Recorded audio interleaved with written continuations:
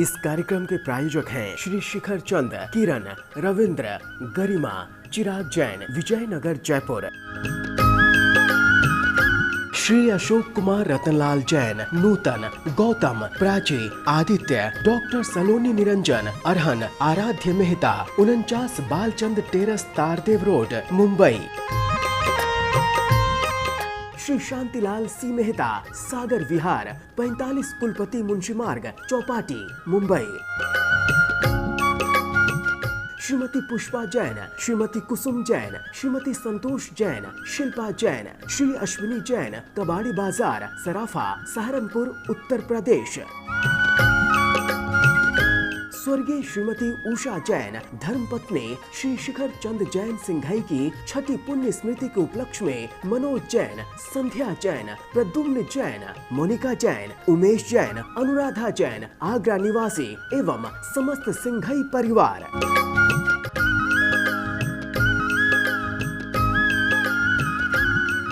जय जिनेन्द्र, 3 भुवन में सार, वीतराग विज्ञानता, शिव स्वरूप शिवकार, नमः त्रियोग संहारी के।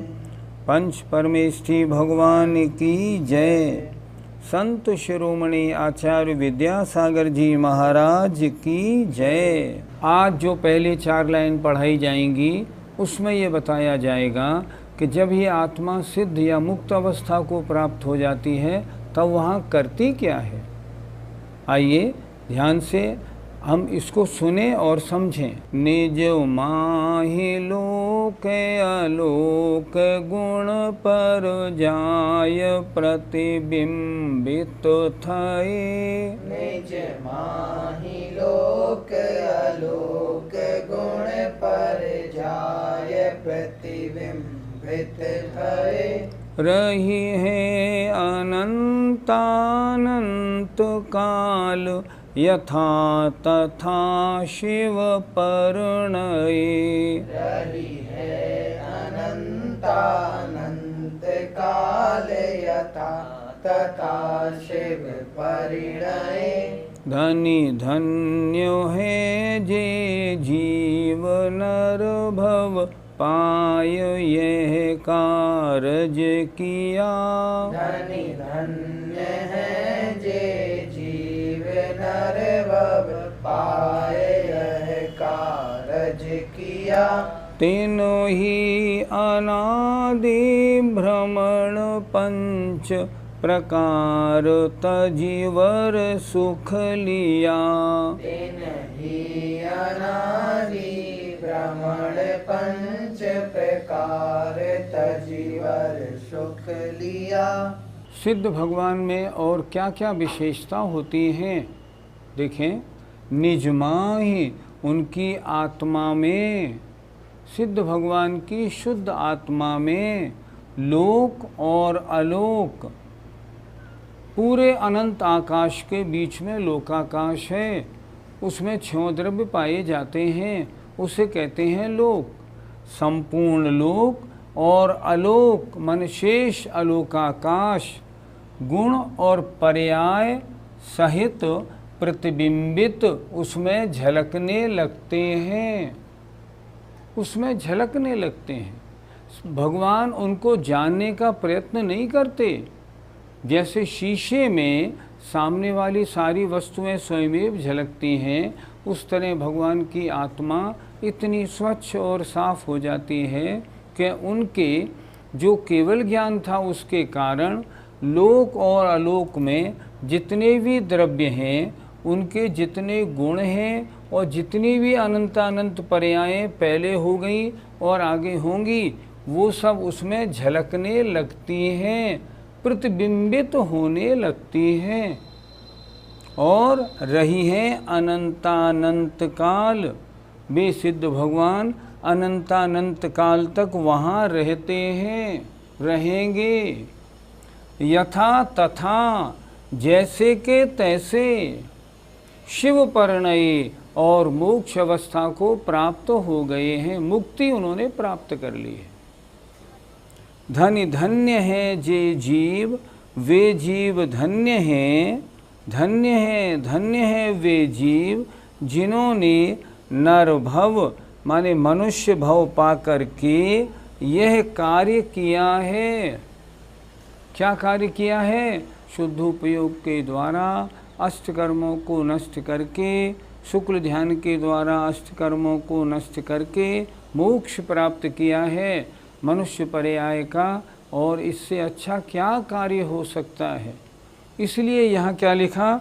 धन्य है जे जीव, अर्थात वे जीव धन्य हैं जिन्होंने मनुष्य भव पा करके यह कार्य किया है, अर्थात अपनी संसार परंपरा को तोड़ के जिन्होंने मोक्ष प्राप्त कर लिया है। और उन्होंने ही अनादि भ्रमण, अनादिकाल का जो संसार भ्रमण था, पंच प्रकार माने पंच परावर्तन रूप, उसको तजे, उसको छोड़ करके वर माने श्रेष्ठ उत्तम सुख को प्राप्त कर लिया है। अनंत काल से पंच परावर्तन, द्रव्य, क्षेत्र, काल, भव और भाव परावर्तन में ये आत्मा भटक रही थी।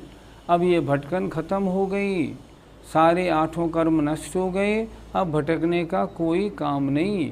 इस सबको भटकन को छोड़ के अब जिन्होंने मोक्ष सुख को प्राप्त कर लिया है। फिर देखें, उन्होंने ही अनादि से जो भ्रमण, पंच प्रकार का जो भ्रमण हो रहा था, उसको छोड़कर श्रेष्ठ सुख प्राप्त कर लिया है। पंडित जी, क्या सिद्ध भगवान को समस्त द्रव्यों को जानने की इच्छा नहीं होती है? किसी भी वस्तु को जानने की इच्छा या तो राग से होती है या द्वेष से होती है। जिस वस्तु के प्रति हमारा राग द्वेष नहीं, उसको जानने की हमारी इच्छा होती ही नहीं। हमने जाना अपने पिताजी को, अपने भाई को, अपनी भाभी को, अपने बेटे को हमने जाना। क्यों जाना? उनसे हमारा राग है, उनसे हमारा लगाव है। और ये इच्छा जो होती है ना, ये राग जो होता है, ये मोहिनी कर्म का काम है। जब मोहिनी कर्म नष्ट हो गया तो किसी भी वस्तु को जानने की इच्छा क्यों हो सकती है? नहीं होती।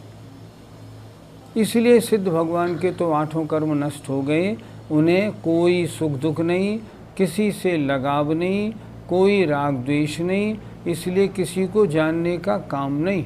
उनके ज्ञान में तो जितने द्रव्य हैं सब त्रिकालवर्ती पर्यायों सहित एक साथ झलकते हैं।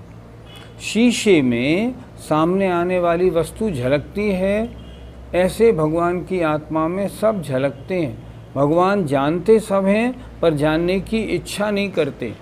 क्या शीशा इच्छा करता है मैं इसको जानूं? नहीं, जो उसके सामने आता है उसे वे जानता है। इसी प्रकार सभी सिद्धों में जानना चाहिए। वो सब सारे पदार्थ झलकते तो हैं पर उनको जानने की इच्छा नहीं होती, क्योंकि राग द्वेष का अभाव है। पंडित जी, पंच परावर्तन रूप संसार क्या होता है? 5 प्रकार के परावर्तनों में यह संसारी जीव अनंत काल से भटकता रहा है और आज भी भटक रहा है। वे 5 परावर्तन हैं: द्रव्य, क्षेत्र, काल, भव और भाव। परावर्तन में क्या होता है? जैसे मान लो हम लें पहले द्रव्य परावर्तन का एक भेद, मान लो कर्म परावर्तन। कर्म परावर्तन में हमने मान लो एक समय में किन्हीं अनंतानंत वर्गणाओं को अभी ग्रहण किया, ग्रहण करके उनको अपनी आत्मा के साथ बांध लिया। अब वे कभी कभी बीच बीच में अपनी आबादा काल के बाद उदय में आते रहे और उदय में आके उन्होंने फल दिया। अब कभी जो वर्गणाएं हमने इसी समय में ली थीं, कभी वे उतनी वर्गणाएं फिर कभी उसी रूप में पुनः आत्मा में आश्रव के रूप में आए और बंधें, तब माना जाएगा एक कर्म परावर्तन। और ये कितना कठिन है सोचो।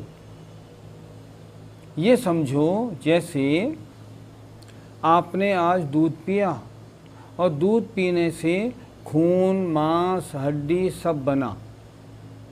अब उसके बाद जब वे परमाणु जो खून हड्डी मांस रूप परिणमन कर गए थे, वे परमाणु पुनः भूसा बने, भूसा बनने के बाद गाय खाए, फिर वो दूध बने और फिर आप उस दूध को पिएं, उतना दूध वैसा ही पिएं, तब एक परावर्तन माना जाता है। और ये बहुत बहुत समय में हो पाता है। कैसे हो पाएगा? तो पंच परावर्तन में अनंतानंत काल लगता है। इसमें ही वो जीव भटकता रहता है। उसे सब पर्याय प्राप्त करनी है, सब पर्याप्तियों की आयु प्राप्त करनी है, सब स्थानों में जन्म लेना है। इतना सब कर लेगा तब उसका एक पंच परावर्तन माना जाएगा। इसमें कितना समय लगता है? अनंतानंत काल लगता है। ये क्या है? हमारे और आपके संसार भ्रमण की कहानी है। हे आत्मन, तुम कहाँ पैदा नहीं हुए, तुम्हें कौन सी पर्याय नहीं मिली, तुमने कौन सा शरीर धारण नहीं किया, तुमने किन कर्म वर्गणाओं को आत्मसात नहीं किया, तुमने किस स्थान पर जन्म नहीं लिया, तुमने किस आयु में जन्म नहीं लिया, सब में लिया। कितनी बार लिया? अनंतानंत बार लिया। ये है पंच परावर्तन की कहानी। और जो सिद्ध बन जाते हैं उनके पंच परावर्तन रूप संसार समाप्त हो गया। अब वो संसार के झगड़े से वरी हो गए। अब उनको कोई परावर्तन नहीं करना। रत्नत्रय के धारण करने का फल क्या है? ये अगली 4 पंक्तियों में देखिए। मोक्षोपचार दुभेदयो बड़ भागे रत्नत्रय धरे। मोक्षोपचार दुभेदयो बड़ भागे रत्नत्रय धरे। अरु धरेंगे ते शिव लहे, तिन सुयस जल जगमल हरे। अरु धरेंगे ते शिव लहे, तिन सुयस जल जगमल हरे। इमि जानी आल सुहानी साहस ठानी, यह सिख आदरो। इमि जानी आलस हानि साहस ठानी, यह सिख आदरो। जब लो न रोग जरा गहे, तब लो झटित निज हित करो। जब लोन रोग जरा गहे, तब लो झटित निज हित करो। 6 ढाला ग्रंथ संपूर्ण होने को है। आपको ध्यान होगा, अगर आपने अच्छी तरह से मन लगा के पढ़ा है तो संसार का कारण क्या है? मिथ्या दर्शन ज्ञान चारित्र। और संसार से छूटने का कारण क्या है? सम्यक दर्शन ज्ञान चारित्र। अब ये जीव जो सिद्ध अवस्था को प्राप्त हुए हैं, ये किसका फल रहा, ये किस कारण से प्राप्त हुई, इसके बारे में बता रहे हैं। ये सब रत्नत्रय का फल है। देखिए, मुख्य उपचार, मुख्य माने निश्चय और व्यवहार, दुभेद 2 प्रकार के, यों माने इस प्रकार, रत्नत्रय माने रत्नत्रय को, बड़भागी माने भाग्यशाली जीव धारण करते हैं। रत्नत्रय 2 प्रकार का है, निश्चय रत्नत्रय और व्यवहार रत्नत्रय। क्या कह रहे हैं? मुख्य माने निश्चय रत्नत्रय, उपचार माने व्यवहार रत्नत्रय। इस प्रकार दुभेद 2 प्रकार के, यों माने इस प्रकार, रत्नत्रय माने रत्नत्रय को बड़े भाग्यशाली जीव धारण करते हैं। अरु धरेंगे और आगे इस रत्नत्रय को धारण करेंगे। ते शिव लहें, वे सब मोक्ष को प्राप्त करेंगे। तिन सुयश, उनकी सुयश माने उनकी कीर्ति रूपी जल से संसार अपने मल को नष्ट करता है। जब वो शिव को मोक्ष को प्राप्त कर लेंगे तो हम जैसे अज्ञानी मूढ़ संसारी जीव उनका गुणगान करके अपने आत्मा के साथ लगे हुए कर्म मल को नष्ट कर लेंगे। कितना सुंदर लिखा है, देखिए। अरु धरेंगे, जिन्होंने रत्नत्रय धारण किया है वे मोक्ष पहुँचेंगे, और आगे जो धारण करेंगे वे भी मोक्ष को प्राप्त करेंगे। और उनके सुयश माने उनकी कीर्ति रूपी जो जल है ना, भगवान कैसे हैं, ऐसे हैं। उनका कीर्ति रूपी जल संसारी जीवों के कर्म मल को हरता है। भगवान का स्तवन करने से कर्मों की निर्जरा होती है। इम जान, ऐसा जानकर, ये 2 पंक्तियाँ बहुत सुंदर लिखी हैं। इनको तो दिन भर स्मरण रखना चाहिए, बार बार याद करना चाहिए। ये शिक्षा है। इम जान, ऐसा जानकर हम क्या करें? आलस हानि, आलस को छोड़कर। हमने व्रतों को धारण नहीं किया, क्यों नहीं किया? हम आलसी हैं, हम प्रमादी हैं। हम कर सकते हैं, क्यों नहीं कर सकते? फिर भी हम कमज़ोर हैं, आलसी हैं। दौलत राम जी कह रहे हैं, आलस हानि, आलस को छोड़कर, साहस ठानी, हिम्मत बांध करके, साहस को ठान कर, कमर कसकर, यह सिख आदरो, इस शिक्षा का आदर करो। मेरी इस शिक्षा को अपने सिर माथे पे रखो। क्या है शिक्षा आपकी? जब लो जब तक न रोग जरा गहे, रोग माने बीमारियां और बुढ़ापा तुमको जकड़ नहीं लेता है। क्या करें? जब तक रोग माने बीमारी और बुढ़ापा तुमको ना पकड़ ले, ना जकड़ ले, तब तक झटत माने शीघ्र ही, जल्दी, निज माने अपना, हित माने कल्याण के कार्य को कर लो। जब बूढ़े हो जाओगे, हाथ पैर हमारे आपके बेकार हो जाएंगे, फिर हम अगर बात करेंगे आत्मकल्याण की, हो पाएगी? कुछ भी नहीं हो पाएगी। तो कह रहे हैं जब तक बुढ़ापा नहीं आया, और यदि हमें कोई बीमारी लग गई, कैंसर हो गया और कोई बीमारी, लकवा लग गया, ब्रेन हेमरेज हो गया, कुछ भी हो गया, आजकल ये बीमारियां बहुत चल रही हैं। और अगर कोई ऐसी बीमारी हो गई और हमने खाट पकड़ ली, फिर आत्मकल्याण क्या होगा? बुढ़ापे में कोई आपको सुनाएगा तत्वार सूत्र तो सुन नहीं पाएंगे, कान बेकार हो जाएंगे। आपसे पढ़ने की बात बोली जाएगी, आँख बेकार हो गई, वो भी नहीं चलेंगी।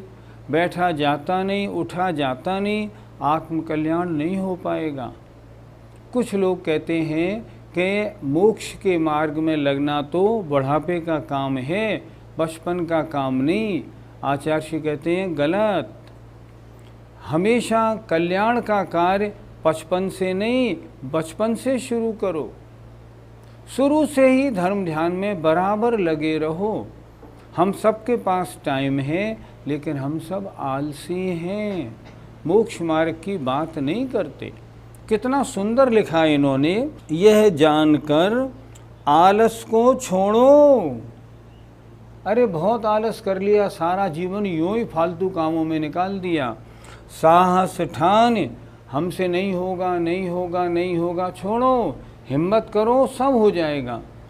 यह सिख आदरो, इस शिक्षा का आदर करो, इस शिक्षा को धारण करो कि जब तक रोग और बुढ़ापा तुमको नहीं पकड़ लेता है, जब तक पुरुषार्थ करने की हिम्मत है, तब तक झटत माने शीघ्र ही, जल्दी अपने आत्मा का कल्याण कर लो, व्रतों को धारण कर लो, श्रावक के षटकर्मों का पालन करो। अगर ऐसा करेंगे तो जैसा सिद्ध भगवान की चर्चा हुई है ना, ये अवस्था हमें भी प्राप्त होगी, क्यों नहीं होगी?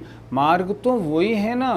जो भी इस रत्नत्रय के मार्ग पर चलेगा उसका कल्याण होगा ही होगा। पंडित जी, दो प्रकार का रत्नत्रय क्या होता है? रत्नत्रय माने सम्यक दर्शन, सम्यक ज्ञान, सम्यक चारित्र की एकता।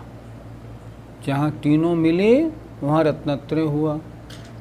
अब जहाँ व्यवहार सम्यक दर्शन, व्यवहार सम्यक ज्ञान, व्यवहार सम्यक चारित्र है, वहाँ व्यवहार रत्नत्रय है। जहाँ निश्चय सम्यक दर्शन, निश्चय सम्यक ज्ञान, निश्चय सम्यक चारित्र है, वहाँ निश्चय रत्नत्रय है। दो प्रकार का। और समझें, जहाँ प्रवृत्ति रूप है, जब तक मुनि महाराज प्रवृत्ति में रहते हैं तब तक व्यवहार रत्नत्रय, और जब वो शुद्धोपयोग में आके आत्मा में लीन हो जाते हैं तब निश्चय रत्नत्रय। अच्छी तरह समझ लो। क्या? जब तक मुनि महाराज प्रवृत्ति में हैं, प्रवचन, शास्त्र का लेखन, तत्व की चर्चा, आहार विहार, तब तक व्यवहार रत्नत्रय, गुणस्थान छठा और सातवां। और जब आत्मा में लीन हो जाते हैं तब निश्चय रत्नत्रय, गुणस्थान 7 का शुद्धोपयोग और 7 से ऊपर के गुणस्थान। इस तरह रत्नत्रय 2 प्रकार का होता है। जब भी धारण किया जाता है पहले व्यवहार रत्नत्रय होता है। कुछ लोगों का ऐसा मानना है कि निश्चय रत्नत्रय से गुणस्थान शुरू होता है, छठा सातवां। नहीं, ये धारणा गलत है बिल्कुल। तो कैसे होता है? व्यवहार रत्नत्रय रहता है छठे और सातवें गुणस्थान में, निश्चय रत्नत्रय फिर 7वें में जब शुद्धोपयोग होता है तब से फिर आगे तक चलता है। इस तरह रत्नत्रय 2 प्रकार का है। जिन जीवों ने जब भी धारण किया होगा पहले व्यवहार रत्नत्रय, फिर निश्चय रत्नत्रय और फिर आगे बढ़े होंगे। इसलिए इन्होंने लिखा 2 प्रकार के रत्नत्रय को बड़े भाग्यवान जीव धारण करते हैं, और जो भी धारण करेंगे वे मोक्ष को प्राप्त होंगे। पंडित जी, क्या रत्नत्रय धारण किए बिना मोक्ष नहीं हो सकता? हर चीज को प्राप्त करने का एक मार्ग होता है। आपको छेड़ाला सीखना है तो आप छेड़ाले की क्लास में रोज बैठेंगे, याद करेंगे, बैठेंगे, याद करेंगे, तब छेड़ाला सीखेंगे। इसी तरह मोक्ष का मार्ग है सम्यक दर्शन ज्ञान चारित्राणि मोक्ष मार्ग। ये मोक्ष का मार्ग है। आपको मोक्ष पाना है या संसार में घूमना है? हमको मोक्ष पाना है। संसार में बहुत घूम लिए, तो अगर मोक्ष पाना है तो मोक्ष के मार्ग पे चलो। मोक्ष का मार्ग क्या है? सम्यक दर्शन ज्ञान चारित्र की एकता मोक्ष का मार्ग है। तो ये हमें धारण करना पड़ेगा। यही मार्ग है, इसके अलावा दूसरा मार्ग नहीं। यहाँ क्या लिख रहे हैं? जिन्होंने धारण किया है और जो आगे धारण करेंगे वे मोक्ष प्राप्त करेंगे। क्या और कोई मार्ग है? कोई मार्ग नहीं, एक ही मार्ग है। मोक्ष का मार्ग सम्यक दर्शन ज्ञान चारित्र की एकता, और उसमें पहले व्यवहार रत्नत्रय धारण करना पड़ेगा, उसमें ही रहना पड़ेगा अधिकतर। और कभी ध्यान की एकाग्रता बनेगी तो उस एकाग्रता के क्षणों में निश्चय रत्नत्रय हो जाएगा। उसे हम शुद्धोपयोग कहेंगे। इसलिए और कोई मार्ग नहीं, सिर्फ रत्नत्रय ही मोक्ष का मार्ग है। इसलिए हमें और आप सबको मोक्ष मार्ग में आगे बढ़ना है।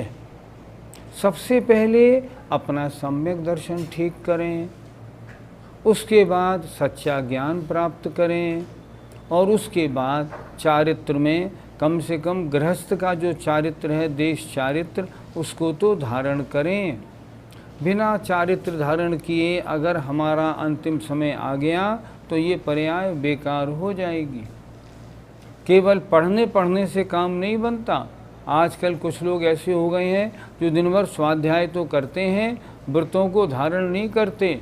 उनका स्वाध्याय करना ऐसा है जैसे बकरे के गले में थन, तो उस थनों को निचोड़ो तो उसमें से दूध नहीं निकलता।